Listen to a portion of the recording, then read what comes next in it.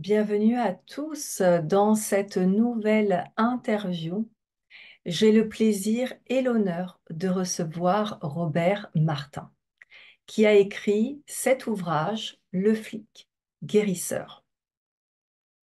Alors, Martin est une personnalité, on peut le dire, aujourd'hui, puisque c'est l'un des seuls guérisseurs certainement en France, qui a été décoré par la Légion d'honneur, pour être exact également de l'Ordre national du mérite et de la médaille d'honneur de la police nationale. Robert est un personnage qui me parle énormément, puisqu'il allie justement la rationalité de son travail dans la traque au banditisme et également à la guérison. Alors, est-ce possible d'allier en fait ces deux forces qui est la logique, le rationalisme et l'amour, l'intuition, la créativité et enfin la guérison? C'est ce que dans ce livre, on va découvrir, son chemin de vie, son tout commencement auprès également des dons extraordinaires de sa grand-mère et de son aventure auprès de ses collègues, de longues amitiés qui vont perdurer jusqu'à l'établissement de son cabinet aujourd'hui ici à Paris en tant que thérapeute après de longues années à servir la France et également des hautes personnalités euh, dans le service de protection. Donc c'est un grand honneur pour moi aujourd'hui de recevoir Robert Martin et nous allons écouter tout de suite son histoire. Vous savez ce que c'est un calibre dans la police? C'est soit un revolver, soit un pistolet. Donc, c'est un calibre. Une arme de poing, c'est un calibre. Voilà. Exactement. Donc, c'est un vecteur de puissance Ouais. pour aller vers la cible. Et c'est ça qui me... Parce que moi, ce que j'aime chez vous, ce que je reconnais aussi chez moi, évidemment, c'est cet ancrage, Mm. c'est cette logique.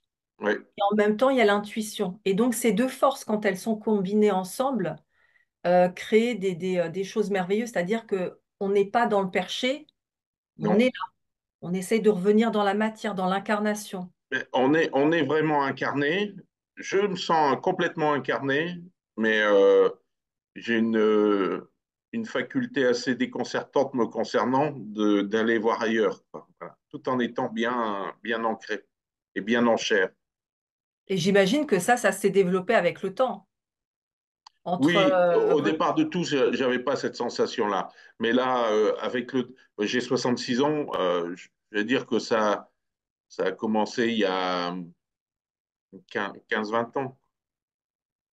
Ah oui, quand même. Ah oui, oui, oui. Oui, j'ai commencé à faire des choses de dingue, ce que j'appelle des choses de dingue, comme ce que je décris dans le livre, endormir des collègues, enfin, plein de choses comme ça. J'avais pas 50 ans. J'avais passé la quarantaine, mais enfin, c'était puissant. Oui. J'ai pas un élément, j'ai pas un repère bien précis pour dater ça, mais je dirais que ça doit être de l'ordre, oui, dans la quarantaine, ça a explosé là.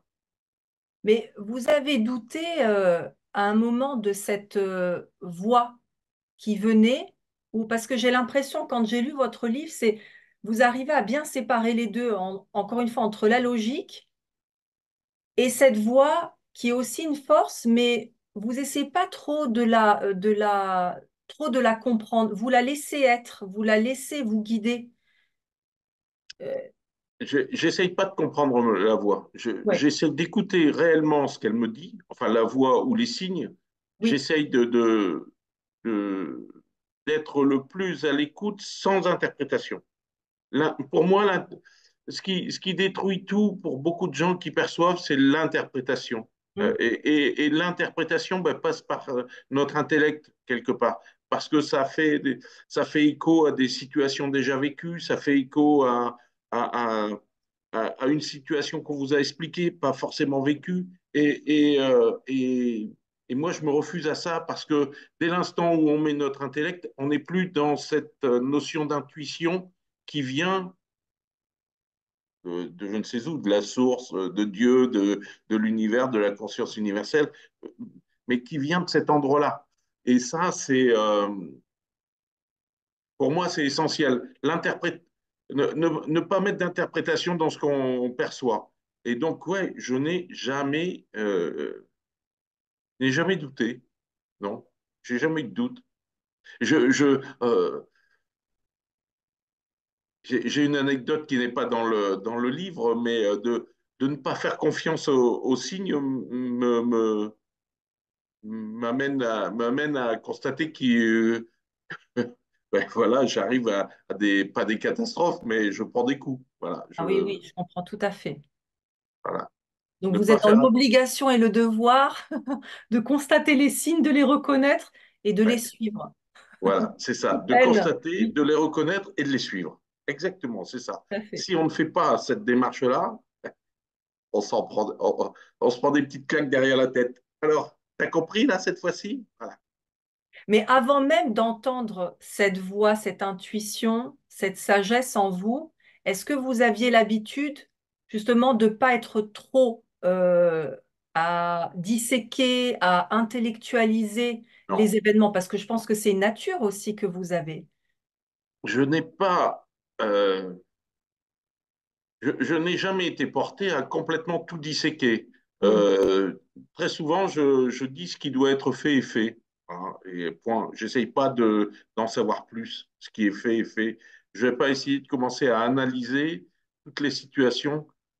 Pourquoi j'ai tourné à droite, pourquoi j'ai tourné à gauche, plutôt que d'aller tout droit. Donc, je me laisse. J'ai ma part de libre arbitre dans tout ça, mais je me laisse porter Donc vous étiez réellement. quand même dans l'unité depuis longtemps, sans... Ah ouais, ça, ouais. L'unité, Hein, ça me parle beaucoup, oui, oui, oui. oui. Dès l'instant où on comprend qu'on est tout mais qu'on n'est rien parce qu'on est dans le un, eh ben, ça permet de remettre l'église au milieu du village, on va dire. Donc voilà, ça permet d'être d'être bien ancré. Et cette image d'église au milieu du village qui n'a rien à voir de religieux, mais c'est le dicton populaire qui veut ça, c'est vraiment Tout à fait. rester, rester fixe, rester bien au milieu et être dans le un, dans l'unité. Il y a un passage dans le début du livre. Alors, je ne sais pas si c'est à ce moment-là où, on va dire, la colère a été la plus forte dans votre vie, mais sans trop rentrer dans les détails. Moi, je laisse les lecteurs, bien sûr, voilà, constater par eux-mêmes et découvrir ce, ce- cet épisode, on va dire. Mais quand vous avez commencé à parler d'Edgar, c'est comme si il devenait l'ennemi numéro un, et en même temps, vous aviez cette haine à le voir disparaître de votre vie. Et cette voix vous a ramené à la sagesse quand vous dites que grâce à lui, je pouvais lire dans le cœur des autres. Dès Hum, l'instant où je prenais la peine d'y regarder, sans y projeter mes propres visions de peur, de haine, de violence ou de joie d'ailleurs. hum. C'est comme si cette intuition vous disait, regarde différemment à l'intérieur de lui et laisse-nous faire. Laisse faire la Ouais, vie. On va s'en ouais, charger. Mais ne te voilà. laisse pas absorber par ce qu'il a fait et par ce que tu as gardé en toi. C'est là, c'est une retranscription que je fais du ressenti que j'ai eu lorsque vous décrivez cette scène, lorsque j'ai plus de 20 ans. Mm, Mais cette description, je, je décris cette scène avec le ressenti que j'avais quand j'étais jeune mm, et qu'il était épouvantable, qu'il avait ces excès de violence de pousser à l'extrême. Et cette description que vous faites, c'est très tôt, j'ai été happé par le fait laisse faire, c'est pas bien grave tout ça. Tu vas voir. Voilà. Et donc, ouais, je, c'est grâce à lui que j'ai pu, et d'ailleurs c'est étonnant de dire grâce à lui, et vous voyez, je le dis facilement, c'est grâce à lui que j'ai pu réaliser et être ce que je suis, quelque part. Et oui, Parce c'est que ça m'a permis réellement de capter les regards, de capter un geste, de capter quelque chose qui dénote que la personne qui est devant moi, elle n'est pas bien. exactement. Elle n'est pas dans le bon, dans ce que je considère le mieux dans l'amour, quoi. Elle n'est pas là-dedans. Elle est dans toute autre chose. Elle est dans le noir. Elle n'est pas dans la lumière.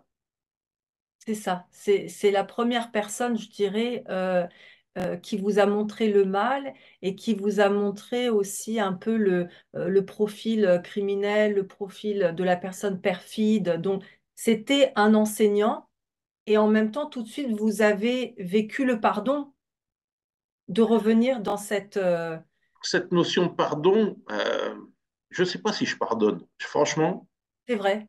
Mhm. je ne pense pas pouvoir pardonner. J'admire ceux qui arrivent à pardonner. J'admire le père qui pardonne au gars qui a tué son fils ou sa fille, ses enfants.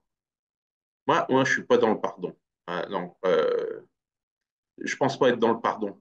J'essaye de me dire si ça s'est passé comme ça, il y a forcément quelque chose de bien derrière. Mais pardonner, non, je ne peux pas pardonner. Étonnamment d'ailleurs, hein. Encore une fois, je suis réellement dans l'amour. J'aime beaucoup, enfin, la notion d'amour est pour moi essentielle. Quand je dis amour, c'est l'amour universel, l'amour qui nous Oui, entoure, l'amour que j'ai de partager avec vous, ces sentiments et ainsi de suite. Mais, le pardon, pour moi, c'est compliqué. parce que pardon, ça Je veut ne dire... suis pas encore parfait, vous voyez. Donc voilà. Pour vous, le pardon, ça veut dire oublier, ça veut dire passer Peut-être, au oui. travers. Ouais. Peut-être, hein, il y a une association comme ça. Peut-être que j'assimile le pardon à l'oubli. Or, je n'oublie pas. J'ai une Tout à mémoire fait. étonnante qui me permet. euh, En revanche, vous voyez, je ne revis jamais Hmm. ces actes épouvantables que j'ai vus dans ma carrière, dans mon enfance, dans tout ça. Je ne les revis jamais. Je les regarde. Je suis le spectateur. Je ne revis pas mes émotions. C'est un truc de fou, mais C'est c'est incroyable. je suis un peu schizophrène peut-être Pas du ou tout. bipolaire, je regarde réellement les situations. Je ne les revis pas. Je ne les revis pas. L'instant présent, je le vis pleinement. Moi, vous me racontez une histoire triste, je regarde un film triste à la télé ou une grande joie de quelque chose. Je pleure avec une facilité déconcertante euh, qui, qui, par- qui pourrait gêner certains. Moi, ça ne me dérange pas voilà, j'entends un beau discours, j'en pleure. Mais après, je peux raconter le discours sans émotion. Donc, il y a un détachement sain pour moi qui se fait parce que vous ne vivez pas dans le passé. Vous êtes vraiment l'observateur, comme vous dites, le spectateur, et Ouais, ça vous permet d'être ici et maintenant. Mais c'est une ouais. faculté incroyable. Je ne sais pas si vous en êtes conscient. Ça Je, préserve de la dépression, de l'anxiété profonde. Oui, très certainement. Très mais encore une fois, Alexandra, je pense que enseigner aux gens à regarder le passé sans le revivre, moi, le nombre de personnes qui arrivent dans mon cabinet parce que je perçois en elles quelque chose de très ancien, d'encristé dans la mémoire cellulaire qui est là et qui les empêche d'avancer, qui les empêche de tout un tas de choses. Je leur dis, mais arrêtez, expliquez-moi la scène. Ah, je peux pas. Mais si, mettez-vous à la fenêtre de la porte, ou mettez-vous à la porte de la pièce où ça s'est passé, ou éloignez-vous de la scène et décrivez-moi ça. Et je les pousse à me décrire comme moi j'ai fait moi-même, d'aller Oui. chercher le détail, euh, des détails mais très précis de certaines scènes. Et comme ça, en étant dans l'observation, ben c'est impossible de revivre. On observe, On ne peut pas avoir de sentiments. On est dans l'observation.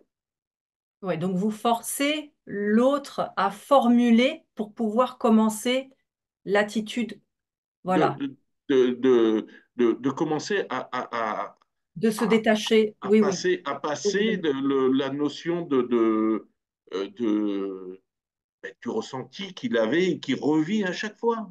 Qu'il revit à Mhm. chaque fois. Le nombre de personnes euh, qui ont vécu des choses épouvantables et qui n'arrivent pas à supporter parce qu'ils ben, ils le revivent. Ils le revivent. Je comprends qu'ils ne puissent pas le supporter. Je le comprends aisément. Mais quel bonheur de pouvoir regarder ces choses. Moi j'ai vu dans ma carrière, j'ai vu des choses épouvantables, mais je peux vous les décrire sans pour autant être dans l'émotion du moment où j'étais là, où je le revivais, où je le vivais, pas revivais, où je le vivais. Le moment où je le vis, ouais, là, je suis plein d'émotions. Je vous dis, je regarde un truc, je suis plein d'émotions. J'essaye de m'améliorer, j'essaye de transformer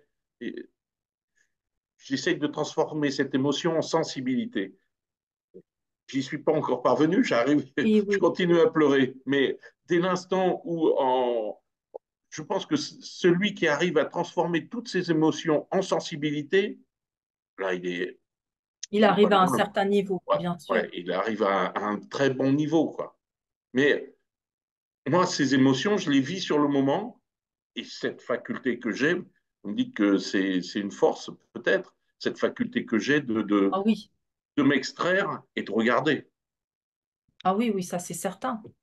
Parce que en plus, quand vous arrivez à vivre cet état pour vous-même, vous êtes capable de le faire vivre à l'autre, de Oui, l'amener à ce stade-là. ah, mais c'est très souvent la personne qui vient à moi et qui me parle de ça, enfin que je constate qu'il y a un traumatisme ancien dont elle ne veut pas parler parce que c'est très douloureux, je la force à y aller et je l'accompagne et j'y vais. Je lui dis non, non, revenez en arrière, redécrivez-moi comment ça s'est passé exactement. Et bien souvent, il y a des gens qui me disent, mais c'est la première fois que je le raconte de cette façon-là, sans, sans sanglots, sans tout ça. Je dis, mais si vous l'avez fait une fois, refaites-le, continuez à le faire, et vous allez voir, ça va dépasser, ça va dépasser le contexte psychologique et qui vous accable là. C'est ça, Et je donc ne suis en- et je, encore une fois, hein, moi je fais ça de manière empirique, je n'ai aucun protocole, mais, mais je pense que pour moi, je pense que c'est une force énorme d'inciter les gens à aller vers ça. Et je pense qu'il y a beaucoup de thérapeutes qui devraient essayer d'initier cette technique. Peut-être qu'elle existe, je ne suis pas au courant des techniques de psychothérapie ou autre, mais il y a beaucoup de choses à faire dans cette démarche-là, d'extraire la personne du moment dans lequel elle est. Après, tout à fait. il y a des gens qui ne veulent pas s'en sortir parce que c'est leur raison de vivre aussi. Exactement. Et ça, C'est leur c'est, identité. ouais, ça on peut pas. Et ceux-là, ben, on peut rien pour eux, quoi. Ils vont continuer à souffrir parce que, je sais pas, je pense, enfin, je sais pas. Pour moi, je pense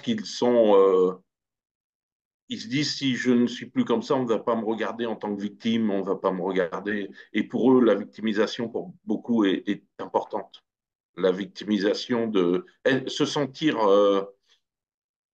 c'est épouvantable hein, ce que je dis, mais se sentir faible et fragile pour eux, ben, parfois c'est nécessaire parce que ils ont un entourage bienveillant et ainsi de Et suite. Ils leur ne veulent pas force, devenir, ils ne quelque veulent pas part. voilà. Leur fragilité devient leur force quelque part. Oui. Mais moi, ma fragilité que je connais, je vous dis, les côtés émotions sur l'instant, mais cette fragilité, moi, là, est, est une force pour moi aussi. Oui. Mais c'est sur l'instant. Et je ne me considère jamais en tant que victime. Hein. Jamais d'ailleurs, durant Jamais, toute votre carrière ou même jamais, enfance, non, jamais. jamais, jamais. J'ai toujours assumé tout. Je ne me suis jamais senti en tant que victime. Le nombre de fois où j'ai râlé en disant zut, j'ai loupé le concours, oh, zut, j'ai loupé telle chose, et pourquoi mon pneu est crevé? Oui, on râle, je râle, comme tout le monde, mais je ne me considère pas comme victime. Le pneu est crevé, ben, c'est que je devais, c'est que la route devait à un moment je devais m'arrêter. Peut-être que si je continuais sur le même chemin sur l'autoroute, qu'il y avait un accident, j'aurais eu un accident 10 minutes plus tard. Voilà, c'est ce que je me dis après très rapidement, après avoir râlé. J'essaie toujours d'être dans le positif. Mais ça veut dire que durant toute votre carrière, qui est quand même où vous étiez auprès de criminels, de bandits, donc quand vous rentriez à la maison, hop, c'était séparé. Et donc à la maison, dans votre foyer, tout était beaucoup plus calme, parce que c'est pas évident comme métier, comme vocation. Alors, c'est loin d'être évident et les conjoints ou conjointes Oui. de personnes vivant dans des services où j'ai travaillé, ben, il y en a beaucoup qui ne supportent pas parce que c'est compliqué. Euh, alors, moi, c'était compliqué avec mon épouse de l'époque. C'était compliqué parce que euh, il y avait cette notion d'incertitude. Elle avait quelque part, je pense qu'elle avait une. Je partais le matin, je ne savais pas si il y a eu des fois où je l'appelais dans l'après-midi en lui disant, écoute, on part en province et je ne sais pas à quel moment je vais revenir, hein, peut-être dans 2 jours, peut-être dans une journée. Enfin bon, Mm. voilà. Il y avait peut-être cette incertitude pour elle qui était là. Après, j'ai toujours, moi, maintenu une forme de caisson étanche pour la maison. J'ai 2 enfants, j'ai participé beaucoup à leur éducation. Euh, il m'arrivait régulièrement de quitter des dispositifs de surveillance pour aller chercher, les baigner, m'occuper d'eux à la sortie de l'école primaire ou de la crèche et de les accompagner en attendant que leur mère arrive. Et après, je repartais sur le terrain. J'avais des parenthèses, je faisais des parenthèses réelles. Je n'ai jamais mélangé. Jamais, jamais. Ça a été complètement étanche.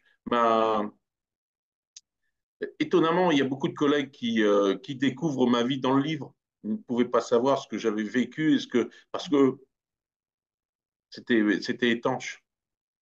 Oui, c'est comme si vous ne donnez aucun poids à l'autre. Vous vivez ce que vous avez à vivre et c'est comme si ça se transmutait automatiquement. Enfin, il y a... Ça se. Oui, je donne. Non, je vis, je vis ce que je dois vivre. J'ai une forme de fatalisme peut-être assez déconcertant, mais bon, je me dis, bah, ce qui est fait, ce qui doit être fait. Puis voilà, je, j'ai une confiance infinie en ce qui nous dirige, en la vie, en en cette conscience universelle qui est là. Quand je vois quand je vois des gens qui s'invectivent, quand je vois la situation actuelle de nos pays occidentaux ou autres, je me dis, mais ils n'ont rien compris. Ils sont en dehors du coup, quoi. Il y a quelque chose de bien plus puissant au-dessus. Mais faire entendre ce discours, pour certains, c'est être dans un monde de bisounours. Mais non, je suis pas dans un monde de bisounours. Je sais que le monde est cruel, je sais tout ça, mais quelle possibilité on aurait de faire comprendre aux gens que ben, ce qu'il faut être fait est fait, et puis arrêtons, quoi. Arrêtons. c'est, Ouais, je suis pour, pour franchement que le plus grand nombre prenne conscience que ce qu'ils sont ici, c'est rien, parce que on est dans le un de tout à l'heure, on est dans l'unité, on est dans tout ça, et que c'est vraiment, c'est vraiment anecdotique d'être blanc, noir, jaune, vert, peu importe. oui, oui, oui. Est-ce que vous avez encore aujourd'hui des nouvelles de Maître 10, celui que vous citez dans... Écoutez, Maître 10, pas plus tard c'était il y a moins d'un mois, j'étais chez la restauratrice que je nomme et qui me donnait des nouvelles de Maître 10, qui est un homme vieillissant. Mais il a demandé de mes nouvelles, justement, et le livre a été traduit pour lui. On a traduit en vietnamien le passage. Donc, j'attends des nouvelles. Voilà. Je pense que j'en aurai dans les semaines à venir de Maître 10. Mon anniversaire est bientôt.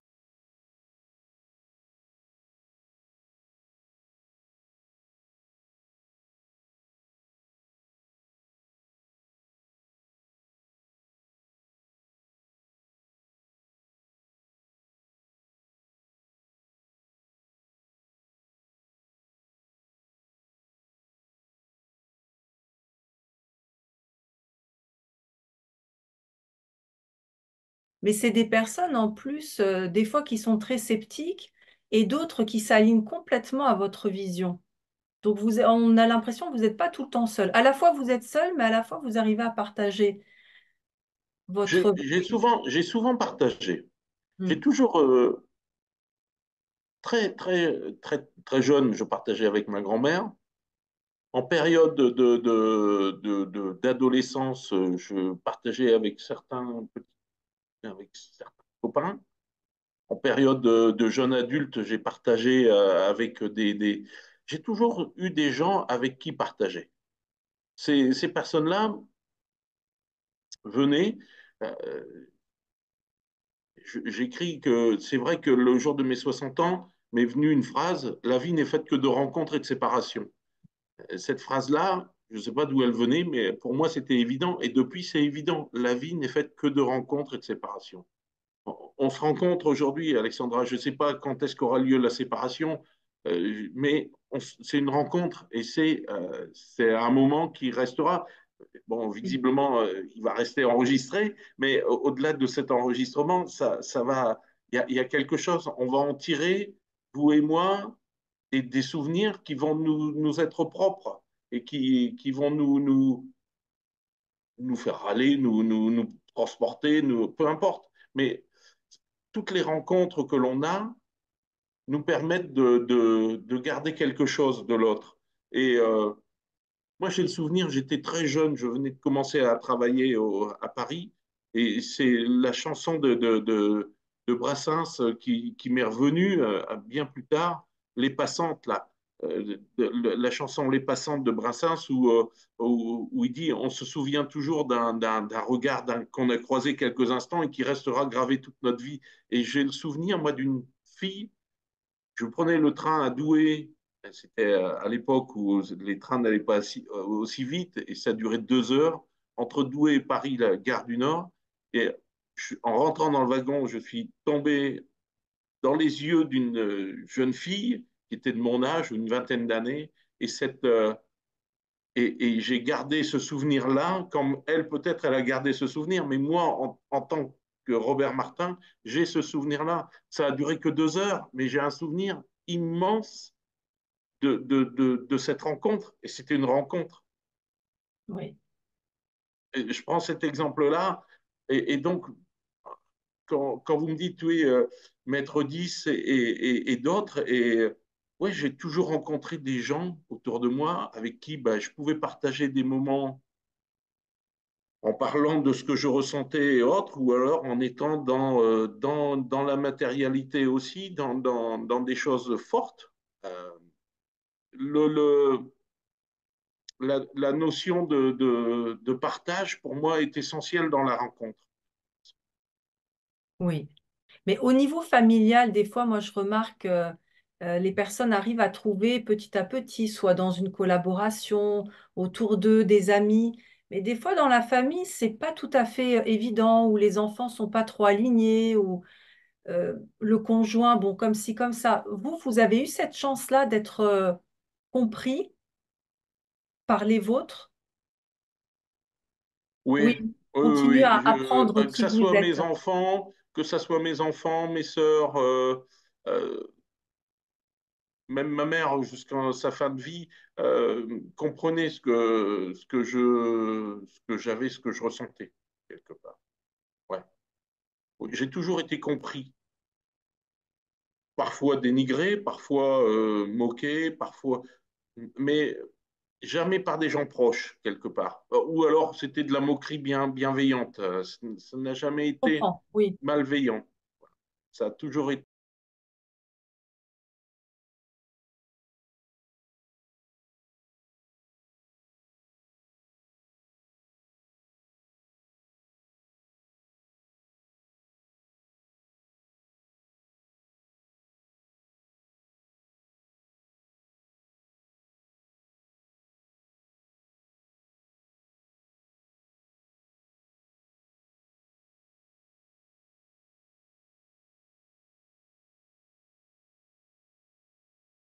À une époque, je disais il faut être le plus transparent possible et ne le pas.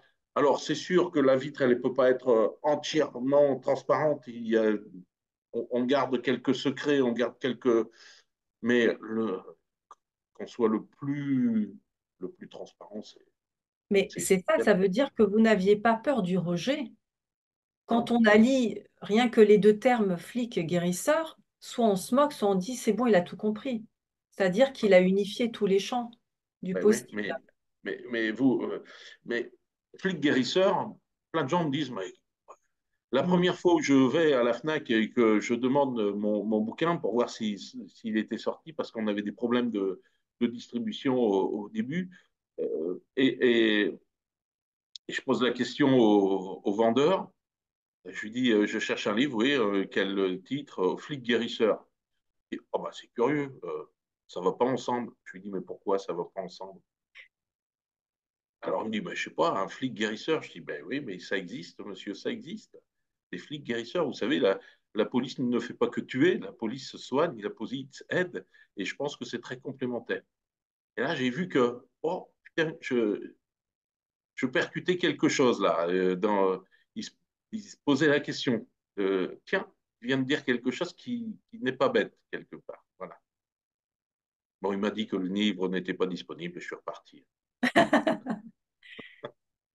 Oui, Voilà. Mais oui, flic guérisseur, ça peut être pris comme ce monsieur de manière complètement en opposé, un titre en opposé. Mais pour moi, c'est vraiment la complémentarité totale entre les deux. c'est ça. Et en osant être Ah authentique oui, et transparent, comme vous dites, bah, ça marche. Ça marche. Mais en même temps, c'est ce que je dis, c'est étonnant. Il n'y a même pas une part, un tout petit peu de oh, est-ce que je vais être rejeté? Est-ce que je vais être catégorisé? Vous êtes. non. Là, ce que je voudrais, vous voyez, c'est que vous me parlez de catégorisation. Je ne sais pas si ça existe ce terme, d'être catégorisé, on va dire. Voilà. Le, euh, je voudrais que ce livre sorte du côté ésotérique et soit Oui, accessible à tout le monde. exactement. Vous voyez, que ça soit, euh, c'est pas à titre personnel, mais je voudrais que les gens, qu'il y ait le maximum de personnes qui, comme vous, ça les interpelle et se disent, mince, ah oui, tiens, là, on touche quelque chose qui touche à toute la société. Parce que j'en parlais dans une interview précédente moi, ce que je voudrais, c'est, et je suis en train de l'initier quelque part, de créer des groupes de parole de personnes. Et j'en ai initié un petit groupe de parole. Je m'aperçois qu'il y a des chefs d'entreprise, qu'il y a des ingénieurs, qu'il y a des ouvriers, qui ont accès à des domaines qui sont proprement hallucinants, quoi, qui me dépassent. Parce que certains sont médiums, arrivent à faire des choses étonnantes avec des baguettes, avec des cartes, des voyants, et ils ont un métier à côté. Mais je leur permets de dire, mais allez-y, allez-y là-dedans, tout en étant ancré. Ne, euh, si bon nombre de personnes qui ont une activité déclarée pouvaient prendre du temps et partir sur ce domaine-là qui, euh, qui est énorme, ça décuplerait encore plus le nombre de personnes qui viendraient en aide à d'autres. Ça multiplierait le nombre d'accompagnants, d'aidants, de soignants, à- à- et la vie serait mieux sans mettre en danger la médecine allopathique et tout ça. Moi, j'y crois, hein, toute cette médecine. Ça fait 10 ans que j'ai le cabinet. Je dis en 10 ans, l'évolution pour le soin du cancer a été. C'est énorme. Ça apporte un bien-être fou à tout un tas de personnes qui seraient très certainement décédées il y a 10 ans et qui ne vont plus décéder parce que la recherche a fait avancer les choses. Donc, je ne rejette pas du tout cette médecine traditionnelle, mais permettre à d'autres d'avoir accès aux soins, à la médiumnité, à la clairvoyance, à la voyance, et leur permettre d'y aller, quoi. Moi dans ce groupe-là que je constitue, ben, je suis, euh, je suis bluffé d'entendre une fleuriste, je suis bluffé d'entendre un ingénieur, voilà, des gens qui ont des situations, mais qui osent le dire parce que C'est ça. ils osent. Ouais. Il y a une juriste qui fait des soins extraordinaires, mais elle n'ose pas le dire parce que les juristes. Donc, dans quel monde on pourrait dire ça? Donc, Oui, vous dites tout le monde est capable de guérir ce que je fais, tout le monde peut le faire. Mais ouais. la différence, c'est d'accepter, de le Ouais, dire, oui, voilà. Vous savez, montrer. dans le soin, de toute façon, alors je dis sciemment dans le livre, on peint tous, on a toujours, on se met devant un piano, on peut raisonnablement penser que on peut jouer au clair de la lune ou quelque chose dans ce genre-là, mais il y en a quelques-uns qui deviendront Beethoven, quelques-uns qui deviendront Rembrandt ou Picasso, peu importe, mais il y a des grands artistes, mais tout le monde peint aussi. On a tous dessiné dans notre vie. Donc, ouais, on peut tous faire quelque chose à son niveau, mais que vous soulagez. Je prends cet exemple-là. Votre enfant tombe, qu'est-ce que vous faites? Vous prenez la votre main et vous le mettez dessus en disant ça va aller, ça va aller. Mais c'est un soin. Oui, Faire prendre conscience aux gens que tout le monde peut soigner. Mais après, il est certain que si vous avez la jambe coupée, c'est pas, vous n'allez pas on va pas la raccommoder, c'est impossible. Il faut de la chirurgie. Ça, voilà, il faut avoir conscience. Il faut connaître ses limites aussi. Il faut pas faire croire tout et n'importe quoi. Mais on est tous capables de quelque chose, d'accompagner, d'aider des autres. Mais le nombre de personnes qui ne pensent qu'à leur petite personne, c'est et qui euh, et qui ne veulent pas aller au-delà et qui sont dans cette matérialité, il faut être, on est dans une période où il faut paraître là. Donc oui, voilà, c'est on est vrai. dans une période où il faut paraître. Et bah, moi, non, je, là, ouais, je- on se parle, je suis dans les Pyrénées, au pied des montagnes, je suis heureux, voilà, tout va bien. Hier, j'étais les mains couvertes de gasoil parce que j'ai la tondeuse qui est tombée en panne. Vous voyez, voilà, faut savoir être, tout simplement. Est-ce que Être. vous pouvez nous partager euh, les- aujourd'hui jusqu'où vos dons vont dans la guérison? Est-ce que vous avez, quand vous êtes proche d'une personne, donc en plus, hein, vous me disiez que vous touchez pas le corps, hein, vous Je gardez une touche pas. certaine distance, des visions vous arrivent, vous entendez même des fois la petite voix de l'autre personne, donc vous êtes canal. Et est-ce que vous pouvez nous décrire un peu ou en résumé qu'est-ce que vous arrivez à percevoir, comprendre de l'autre? Le champ est tellement vaste, mon champ Oui, d'investigation est tellement vaste que c'est compliqué à répondre de manière oui, j'imagine. synthétique. Euh, le, le, j'ai une phrase qui peut paraître complètement dingue parce que on va me dire mais pour qui il se prend? Mais souvent, moi j'ai la phrase qui me dit je ne connais pas, je ne sais pas ce que je ne peux pas soigner. Je ne sais pas ce que je ne peux pas soigner. Euh, je donne l'exemple, j'ai un ami qui est dermatologue, un ami cher qui est dermatologue sur le 7e. arrondissement de Paris, et qui m'envoie régulièrement des gens avec des zonas. Une semaine, j'en ai eu trois de sa part. Trois personnes sont arrivées, j'en ai soigné deux, j'ai jamais pu soigner la troisième. Mon champ, il s'arrête où? Je ne sais pas où il s'arrête. Euh, j'ai des gens qui viennent avec des mots récurrents, des douleurs épouvantables qui traînent depuis des années, et en quelques jours après le soin, ils m'appellent en me disant c'est extraordinaire, je n'ai plus mal, merci, merci.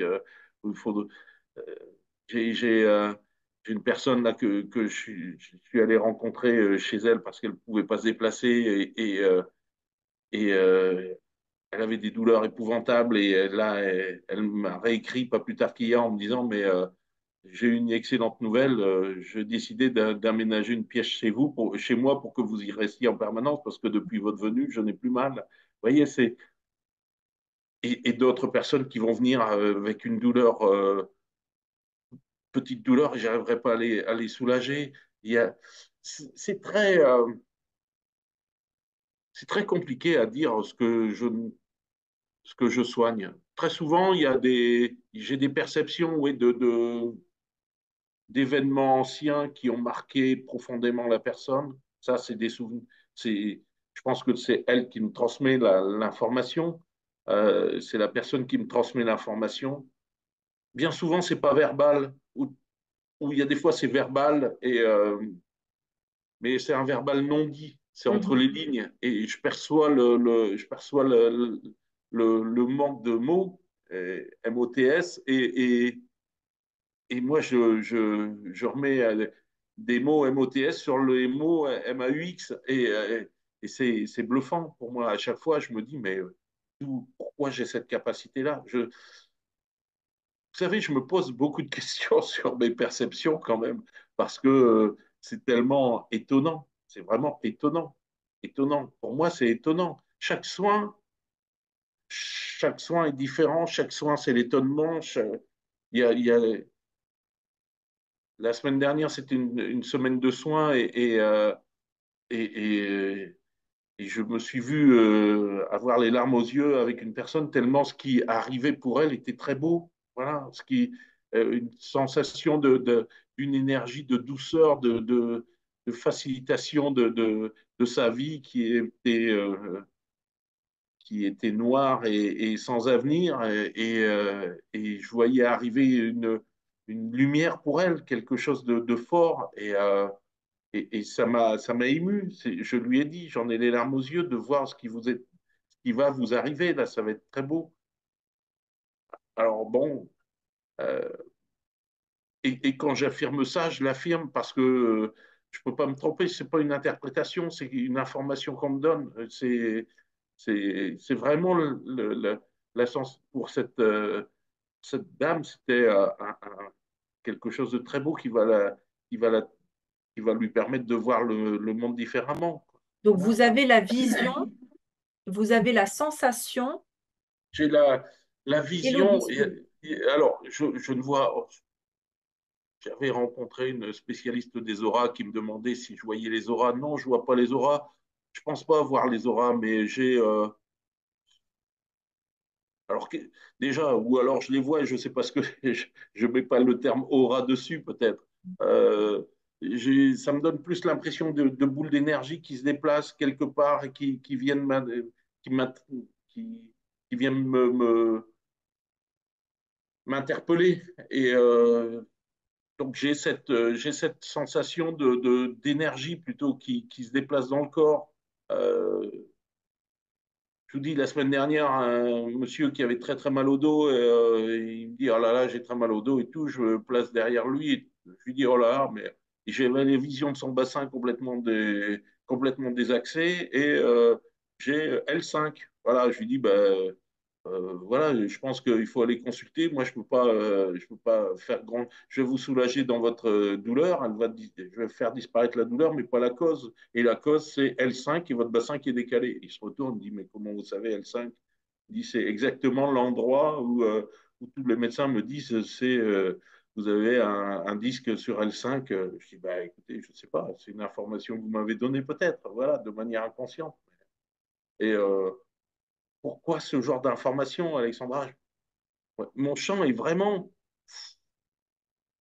immense, ouais, Ah oui, immense. c'est Mon immense, hein, champ puisque d'action, vous ouais. décrivez dans le livre, même jusqu'à cet enfant euh, Ah qui oui, pensait devoir naître en Afrique. Enfin, c'est, je veux ouais, dire, il n'y a pas ouais. d'âge. C'est Non, il n'y a pas d'âge, non. Il n'y a pas d'âge, c'est les transmissions d'informations. Ce que je décris dans le livre, oui, pour les enfants. Euh, c'est plus moi, je- facile pour eux des fois, parce qu'ils n'ont pas encore tous les filtres. ouais, ouais, c'est plus facile. Le nombre d'enfants que je reçois et le nombre d'enfants que je reçois et qui me disent ah ben pourquoi tu as les mains qui brillent, pourquoi tu fais ça et qu'est-ce que tu as dans la main voilà. Alors que j'ai rien quoi. Voilà, ils voient des choses. Je Donc vois. c'est étonnant. Le nombre de parents qui me produisent leur enfant en disant oh là là, il nous parle qu'il voit quelqu'un dans la maison et ainsi de suite. Je dis mais doit le voir, c'est très certain qu'il doit y avoir quelque chose dans la maison qui l'interpelle et qui ne lui fait pas peur parce que, bah, voilà. Et je me souviens très bien d'une dame qui est arrivée affolée parce que sa fille parlait d'un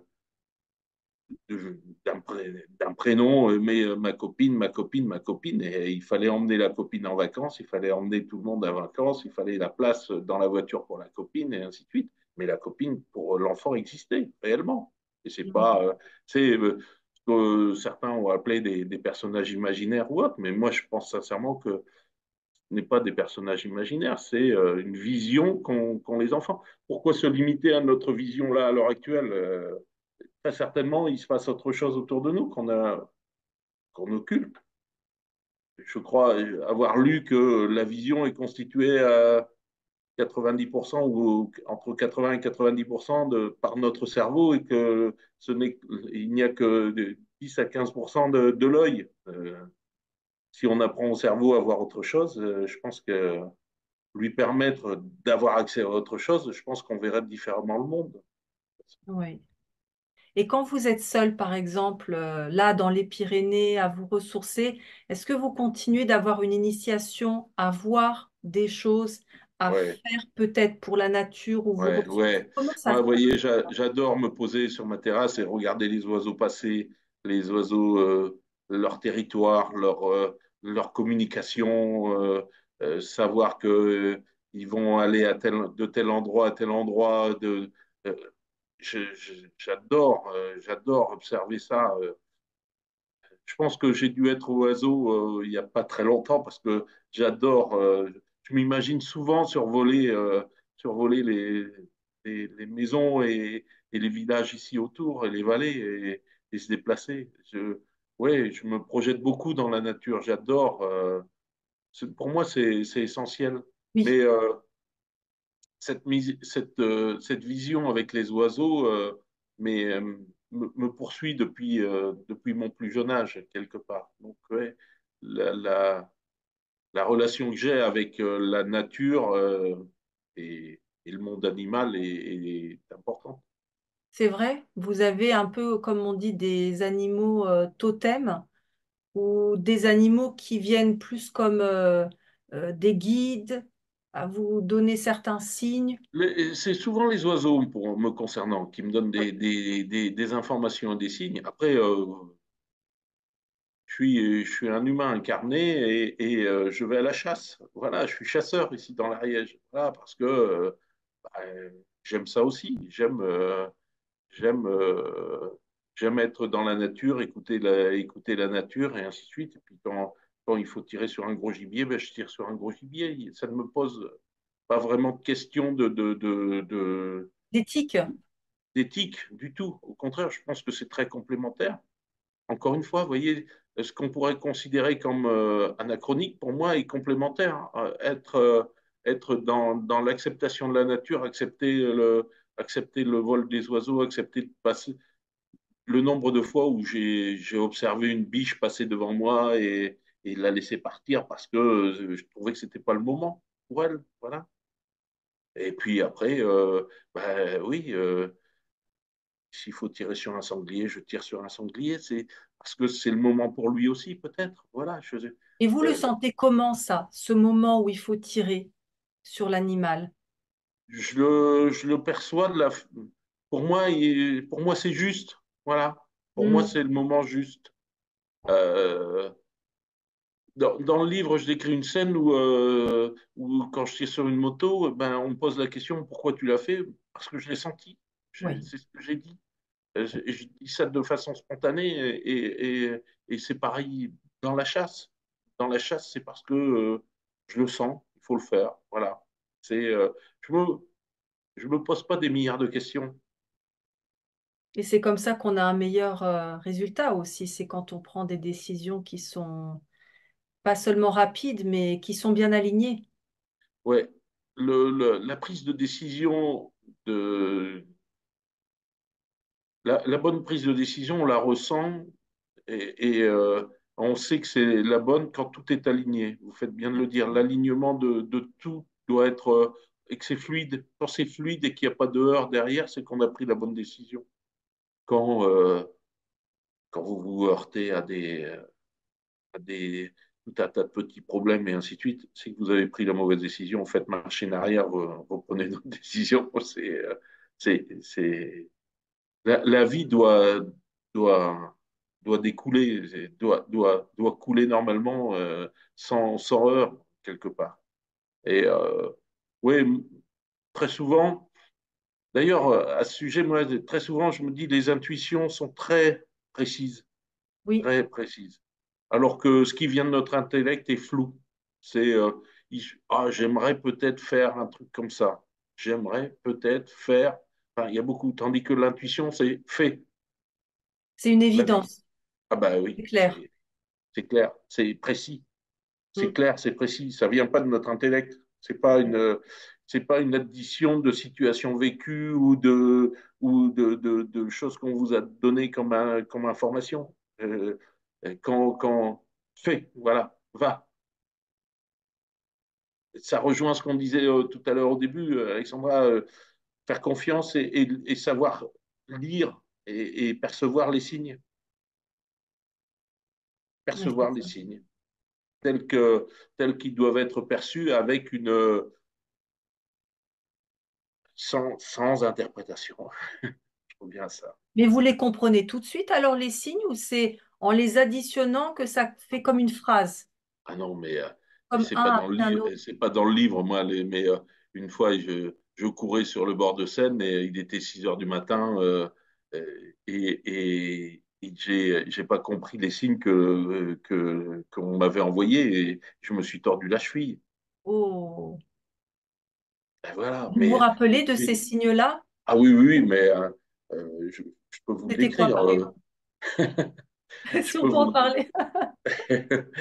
je peux vous le décrire. Je courais, j'allais vers le pont Birakem et je monte sur le pont Birakem et je m'apprêtais à traverser pour reprendre l'île aux Cygnes et il y a un oiseau qui vient et qui court devant moi, mais il courait littéralement en piaillant sur la rambarde du pont. Il piaillait tout en courant et je courais, il était devant moi, il piaillait. Je l'ai regardé, je lui ai dit, mais je comprends pas ce que tu veux faire, moi. Je comprends pas. Et je tourne la tête et je vois une Ferrari rouge stationnée là, de l'autre côté. Ben, tout était dit, quoi. L'oiseau me prévenait et la Ferrari rouge, attention, danger. Et j'ai pas compris. Et 30 mètres plus loin, je me tordais la cheville, mais quelque chose de fort, au point que j'ai ailé un taxi pour qu'il me ramène à la maison et ainsi de suite. Et que, et que c'était compliqué. Voilà. Ça, c'est intéressant. Ça veut dire qu'il n'y a pas seulement une fatalité, il y a une annonciation avant Parfois, qu'il y ait mais je l'accident. pense très souvent, il y a une annonciation, mais on n'en prend pas conscience. Tout à fait. Très souvent. Je sais pas, je suis pas un allumé, je suis pas, enfin, si on va me considérer après cette histoire comme étant perché, mais peu importe, c'est pas grave. Mais je pense sincèrement qu'on peut nous annoncer des choses en amont, si on est, si, ne serait-ce que, vous savez, cette notion d'oiseau qui me tient à cœur. le silence des oiseaux quand il va y avoir un orage ou quand il va y avoir un coup de vent et ainsi de suite. Oui, oui, Écouter le silence, mais c'est impressionnant. oui. C'est impressionnant de voir les oiseaux s'éparpiller dans le ciel, aller chercher leur refuge précipitamment et ainsi de suite, et plus rien. D'un seul coup, il n'y a plus rien. Il va se passer quelque chose. Et il se passe souvent quelque chose. Ouais, on n'est pas, nous, assez attentifs à des signes qu'on nous donne. Des fois, c'est plus culturel, c'est un peu cette histoire de chaman ou de passation, où dans les villages, on apprend à l'autre à écouter l'environnement, à le comprendre, à être Mais, humble par rapport à son message. mais de toute façon, là, à notre époque, là, la jeune génération n'écoute plus, n'est plus dans ce monde. Elle est dans un monde virtuel, elle n'est plus dans le côté ça existe. Voilà. Elle est dans le côté immédiat. Elle n'est plus dans le côté attention, il va se passer quelque chose. Il se passe quelque Mais on chose. lui envoie stratégiquement et virtuellement des signaux, mais c'est pas naturel. Non, mais c'est pas naturel. Mm. Être déconnecté oui, de notre environnement, je pense que on- là actuellement, il y a toute une génération qui est complètement déconnectée de cet environnement. Les pauvres, savent plus percevoir quoi que ce soit. Il y en a très peu. Il y en a encore, heureusement, mais très très peu. Très peu perçoivent le monde tel qu'il est là. On leur envoie des signes virtuels, mais est-ce les bons? Je ne pense pas que ce soit les bons signes. Oui, oui, oui. Parce que c'est une forme ça vient pas de cette forme de conscience, quoi. De cette conscience qui pour moi, est une évidence. Elle est autour de nous et pour moi, c'est une évidence. Et, mais cette conscience touche certains quand même. Donc, je garde espoir. Bien sûr. Et moi aussi, ça c'est sûr. Il Et faut. Non, moi, dans le livre, vous parliez un tout petit peu de la franc-maçonnerie. Vous oui. l'avez touchée enfin, vous l'avez comprise, mais sans trop rester longtemps dedans. Est-ce que vous pouvez un tout petit peu nous en parler? Ou De- comment vous, le- vous l'avez alors, découvert? dans la franc-maçonnerie, moi, la franc-maçonnerie est un mouvement philosophique qui m'intéresse beaucoup parce que Oui, il y a certaines branches de la franc-maçonnerie qui touchent à ce que moi j'appelle la force des formes, la force des chiffres, la force des mots et ainsi de suite. Et de la géométrie, oui. de la géométrie et de la géométrie sacrée qui est importante dès l'instant où on décrypte justement de d'avoir des informations en regardant une carte est importante.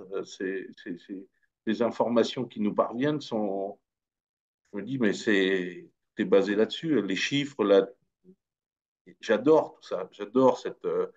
J'adore l'alchimie. Voilà, c'est quelque chose qui me passionne.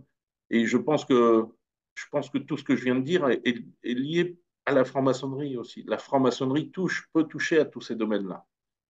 Moi, j'en parle dans le livre. J'ai fait des tenues blanches. J'ai été plusieurs fois à des réunions ouvertes aux profanes.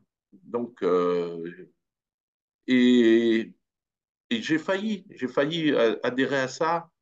Et après, j'ai été mal, peut-être avec le recul, très certainement maintenant, j'ai été mal accompagné de percevoir que des gens étaient là, non pas par l'intérêt de ce que moi je recherche, à savoir la, la, la connaissance Universel, oui.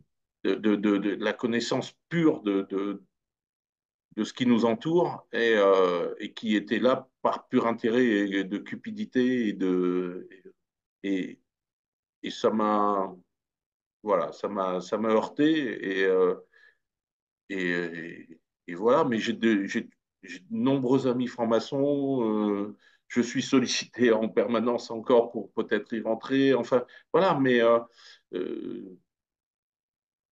je suis peut-être un initié qui sans tablier.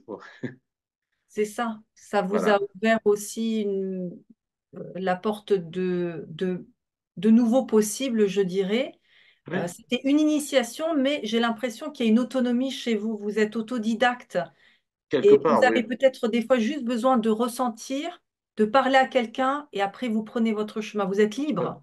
oui, oui. Mais Vous tout êtes à libre. fait. Moi, ce qui me, à une époque, lorsque je discutais avec des amis francs-maçons, je leur disais, mais moi, j'ai ma loge quelque part. J'ai créé Hmm. mon, j'ai créé mon temple, Ah, c'est beau. voilà, j'ai créé mon temple quelque part. Après, c'est peut-être faire preuve d'égoïsme. Je m'en excuse, je suis, oui, j'ai une connaissance qui m'étonne d'autodidacte. J'ai une, euh, j'ai une perception du monde qui me permet d'être vraiment en osmose avec la franc-maçonnerie, tout en n'y étant pas, tout en n'étant pas membre. Mais voilà, euh, converser, j'adore converser avec avec des frères et sœurs parce que j'entends aussi une résonance dans dans mes propos. Mhm. Il y a une forme de questionnement aussi, euh, même s'ils sont conscients d'être dans dans une forme de vérité, ils s'aperçoivent que ben, moi aussi je peux aborder certains sujets et d'aller peut-être de manière un peu plus libre que eux sur certains domaines, Oui, n'étant pas rattaché à une notion d'obligation. c'est ça. Et ils sont intéressés aussi par ce que vous faites. Ça leur ouvre.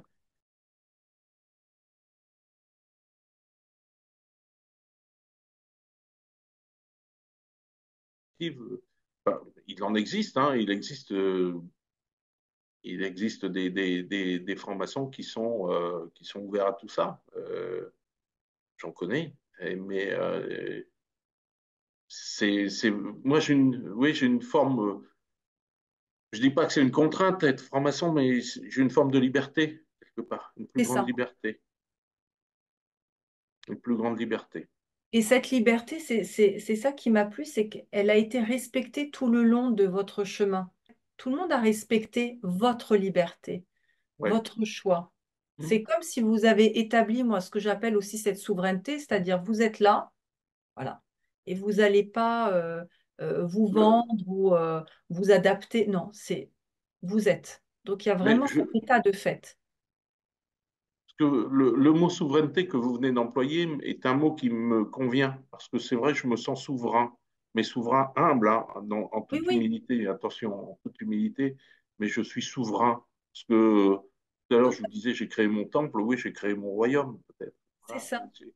Je suis souverain, ouais. Il n'y a pas grand-chose peut me déstabiliser. Il n'y a Et pas donc, vous grand-chose avez qui... une protection, moi, c'est ce que je ressens. Vous avez une protection contre l'influence, contre la manipulation. Vous acceptez de voir Ouais. les choses comme elles sont. Enfin, il y a vraiment une constatation. Il y a une... Là, vous voyez, l'époque actuelle là, que l'on vit en France, là, quand je vois, je regarde plus la télé, parce que j'ai regardé ça hier soir, je me suis dit, mais c'est monstrueux, les manipulations, enfin, c'est énorme, c'est énorme, c'est énorme. Et, bon, voilà, je suis citoyen français, j'irai voter, mais je me dis, mais c'est énorme, tout ce qui peut se dire en manipulation, alors que c'est si simple, alors que ça pourrait être si simple.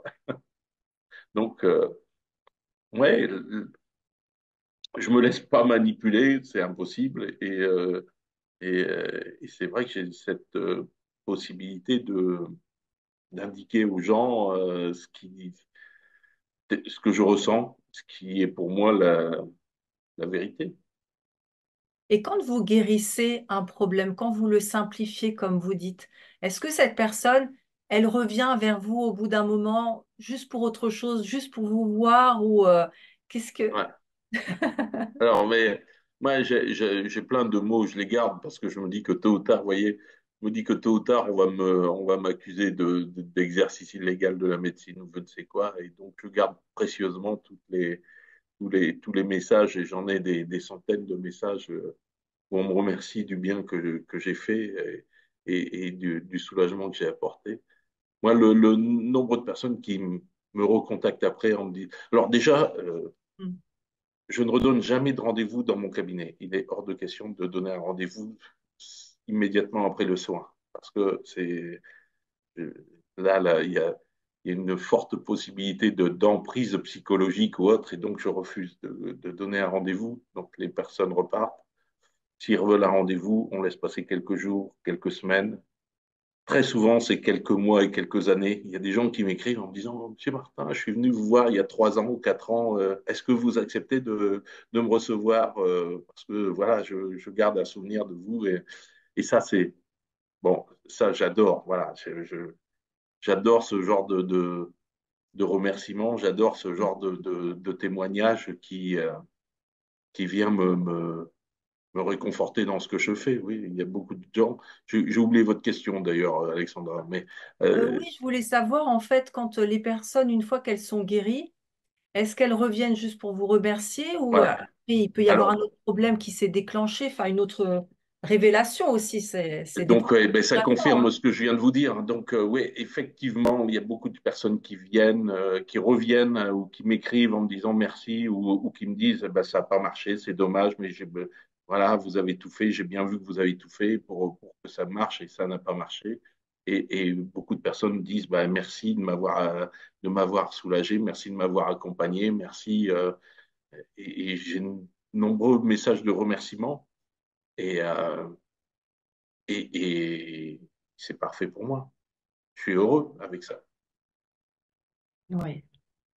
Cette, c'est vrai que vous ne créez aucune dépendance. Non. Encore une fois, on retrouve le symbole de la liberté pour les uns, pour vous, pas pour Ah tout ouais. le monde. Je ne veux pas. Je mets en garde toutes les personnes d'ailleurs en disant attention, dès l'instant où vous retombez sous l'emprise de quelqu'un, il faut s'en sortir le plus rapidement possible. Parce que c'est que moi, je constate j'ai des personnes qui viennent me voir et qui sont sous emprise de X ou Y et je les mets en garde. Je perçois cette emprise, je les mets en garde. Après, le choix doit se faire à son niveau. C'est pas moi qui peux changer les choses. Vous savez, on peut ouvrir des portes, on peut mettre les gens sur le chemin. Après, c'est à la personne à franchir le seuil de la porte ou à avancer sur le chemin. On C'est peut ça. pas nous le faire. Donc, je prends garde à cette notion de dépendance. D'ailleurs, si quelqu'un me sollicite trop, je ne réponds plus. Hmm. Voilà. Si les gens mettent trop d'attentes dans mon action, je Oui, n'apprécie ça veut pas, dire qu'il y a une déresponsabilité aussi de leur côté.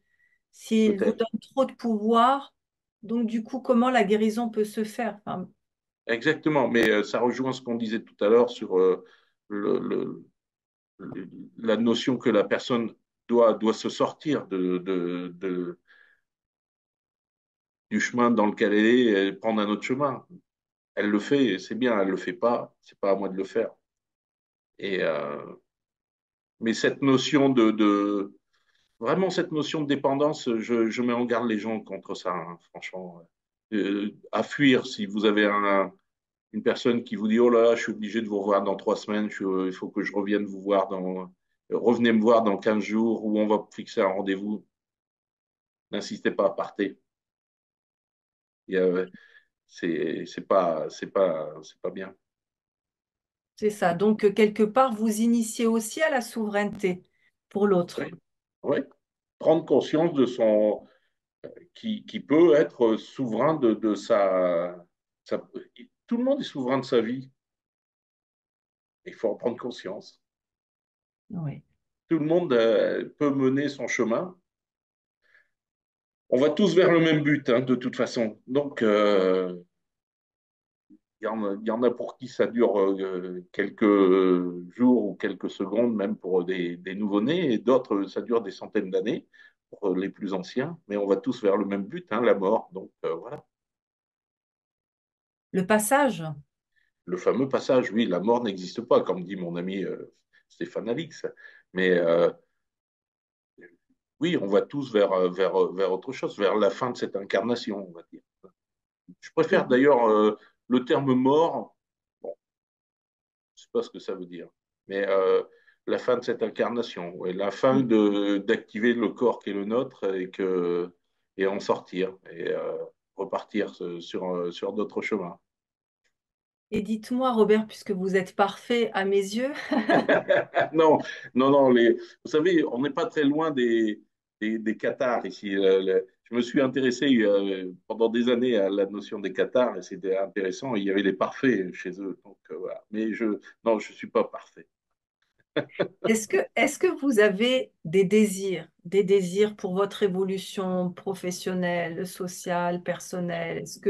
Ou alors tout simplement vous vous laissez porter par le mouvement parce qu'il y a un signe qui va venir et vous n'en êtes pas encore Ouais. conscient. Il y a cette humilité qui est présente.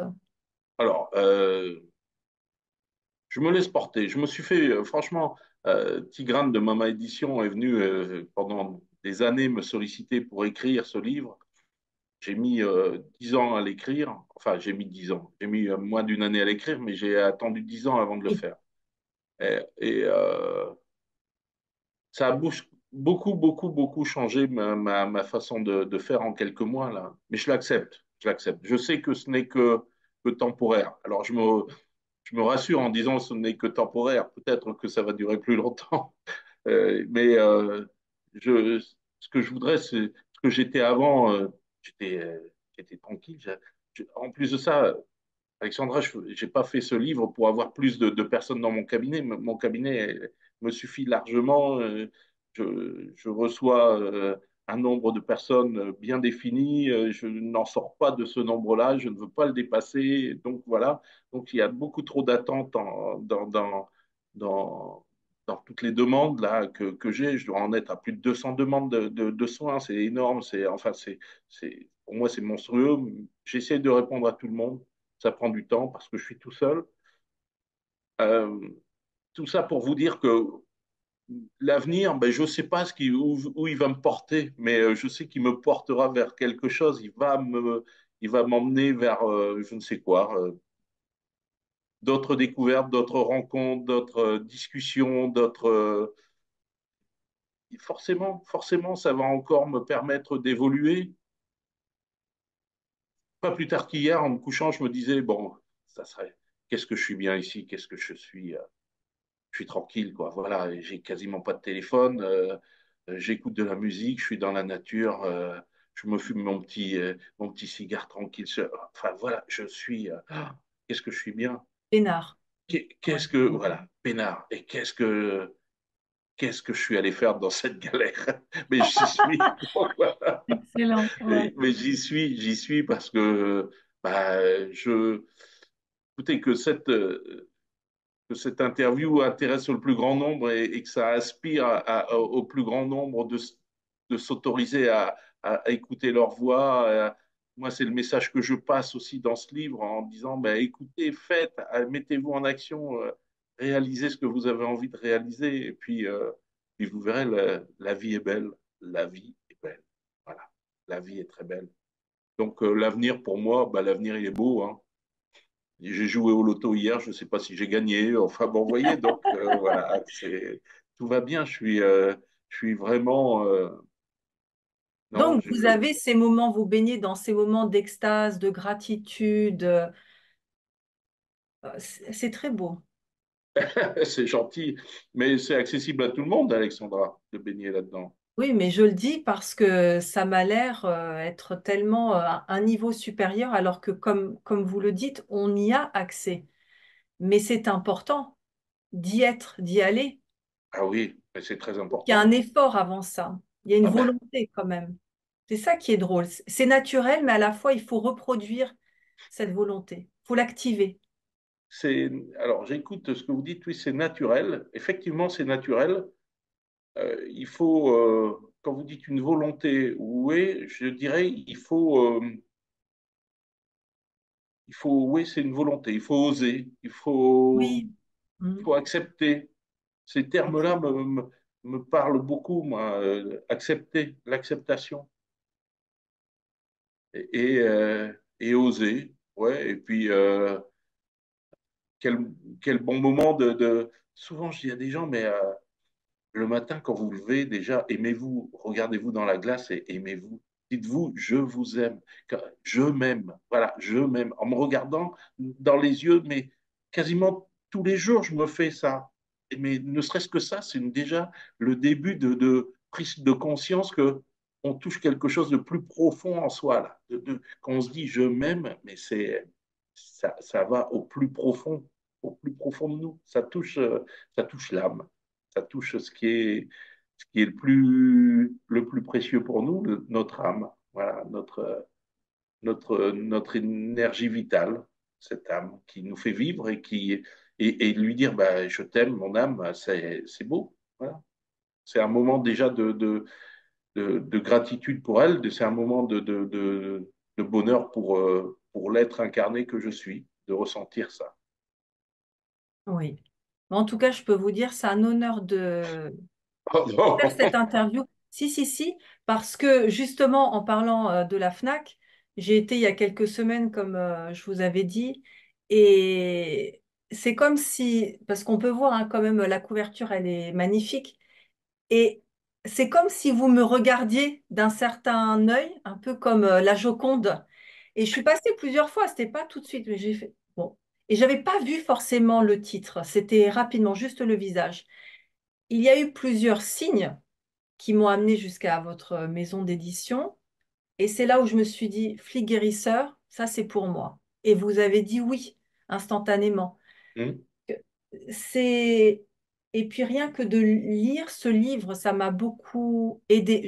En tout cas, moi, je peux le dire avec mon parcours en tant que praticienne en psychothérapie, psychocriminologue, et je fais des soins quantiques. Ça m'a touchée, ça m'a porté, ça m'a Hmm. ancré davantage. Donc, votre Hmm. aura, elle est au-delà du livre. Enfin, pour celui qui ressent, Hmm. c'est palpable, c'est vivant. Hmm. Donc c'est un honneur parce que c'était pas calculé, vous êtes venu à moi, je suis venu à vous, ça devait être fait. Donc Ben, voilà, exactement. Il faut magnifique. pas. Euh, Quand on en arrive là, tout à l'heure, je vous disais, c'est une rencontre. Il faut l'accepter, notre rencontre. Ça devait être. On devait se voir, on devait se rencontrer, Alexandra. On devait forcément avoir cette interview qui touchera le plus grand nombre, je l'espère, et qui leur permettra de prendre conscience de qui ils sont, De se de leur, souvenir. de Ils sont. leur possibilité d'avoir accès à quelque chose d'immense. Moi, le but de ce livre, c'est surtout ça. Le but de ce livre, c'est je le redis, la prise de conscience et amener à ce que les gens se disent qu'elle change, ne serait-ce une fraction de seconde, une seconde, 10 secondes, 15 secondes, mais toucher ce bonheur-là et de se dire, ah, mais c'est vrai, il a raison, ça existe. Et ça, pour moi, c'est quand je vois les témoignages que j'ai sur le site, pour moi, c'est que du bonheur. C'est que du bonheur. Je suis toujours ému de lire des pages de gens qui se reconnaissent dans l'écrit que j'ai eu et que j'ai. Pour certains, pour certains me disent, vous avez osé ce que l'on n'a pas osé, vous avez osé l'écrire. Voilà. Tout à fait. Donc, oui, j'ai osé l'écrire. Je vous dis, mon plus grand bonheur, ce serait qu'il soit accessible au plus grand nombre et que je passe de la notion d'ésotérisme à bien-être et témoignage, plus que.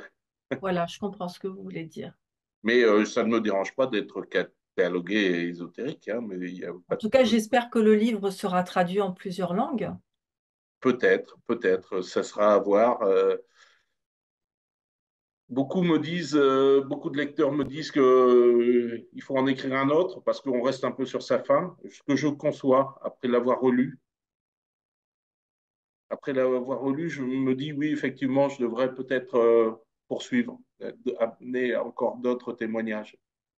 Ah J'en oui, ai j'aimerais encore beaucoup beaucoup. parce que je pense qu'il y a beaucoup d'anecdotes que vous gardez encore et vous Ben avez oui, tellement vécu des situations invraisemblables même dans votre métier ouais. que bon, il y a la curiosité, puis Mais, voilà, de connaître un peu les... et tout ça, je le fais de mémoire. Vous voyez, je n'ai aucun écrit de tout ça. Ce n'est que de la mémoire. Et ce n'est pas. Donc, j'essaye de coller au mieux à la réalité Oui, de ma mémoire. Parce que euh, ce que je raconte pour moi avoir été témoin de ça, de la mémoire des gens sur des scènes de braquage ou autres, on a des descriptions, les gens voient la même chose, mais on a des descriptions complètement différentes de l'individu qui a fait le braquage. Voilà, pour tout à certains, il fait. porte un chapeau, d'autres, c'est une casquette, d'autres, c'était un bob. Voilà, mais donc, je le précise bien, c'est ma mémoire.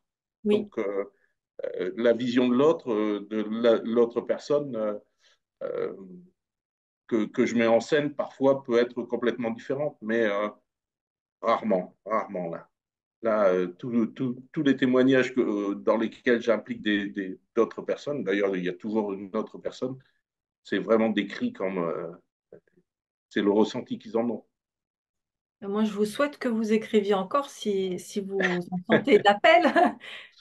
Mais oui, il faut. Bon, laissons vivre déjà celui-là. Celui-là m'occupe déjà pas mal. Vous voyez, voilà, Une là, je me première suis. introduction en la matière, Ouais, voilà, c'est de une belle réunifier les introduction à deux la pôles, matière. Ouais, mais ouais. bon. C'est une belle introduction. Mais bon, laissons vivre celui-là et puis on va voir et puis et comment c'est perçu par le public et voilà. Je le souhaite. En tout cas, nous, on se voit bientôt parce qu'en plus, vous exercez à Paris, dans le Ouais, 15e. ouais, tout à fait. Mais encore une fois, Alexandra, je suis full de chez full. Donc je, je, mais je vous assure que c'est Bah, vrai. Donc écoutez, que les gens tentent quand même, s'ils le qui tente, souhaitent. voilà, Et puis, qui si ça tente doit se faire, ça va se faire. exactement. Et je m'excuse à ceux qui ont tenté et qui ne m'ont pas encore vu ou qui ne me verront que très tardivement, ou d'autres qui ne me verront pas parce que ainsi va la vie. Tout à fait. Je vous remercie beaucoup, Robert, pour votre Merci, générosité, votre Alexandra. grâce. Moi, c'était un pur bonheur de vous avoir. Déjà, je vous avais eu au téléphone, j'ai adoré, mais là, c'est superbe et on se verra encore tout prochainement. Merci à vous. Bonne journée Et à vous. puis, je vous dis à très bientôt. À très Merci, vite. Robert. À Au revoir. bientôt.